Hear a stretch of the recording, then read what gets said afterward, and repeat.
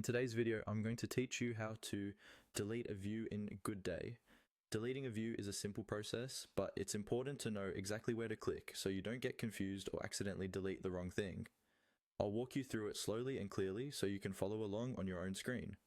First, open your Goodday workspace and navigate to the board or project where the view you want to delete is located.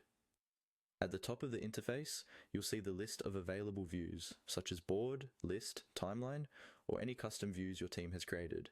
Look for the specific view you want to remove. Next, move your mouse over the name of that view. When you hover over it, you should see an icon with 3 small dots appear next to the view name. These 3 dots usually indicate more options or a context menu. This is where Goodday hides the settings and actions you can take on that particular view. Go ahead and click on the 3 dots beside the view name.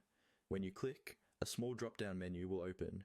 This menu contains several options related to that view, such as editing, duplicating, or other management actions, depending on your permissions. Among these options, you'll see one labeled Delete. Before you click Delete, take a quick moment to double-check that you have the correct view selected.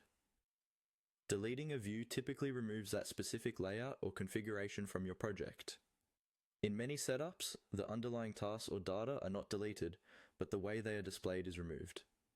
Still, it's a good habit to be sure you're working on the right view, especially in shared workspaces. Once you're confident you've selected the correct view, click on the Delete option in the drop-down menu. After clicking Delete, Goodday may prompt you with a confirmation message asking if you're sure you want to delete this view.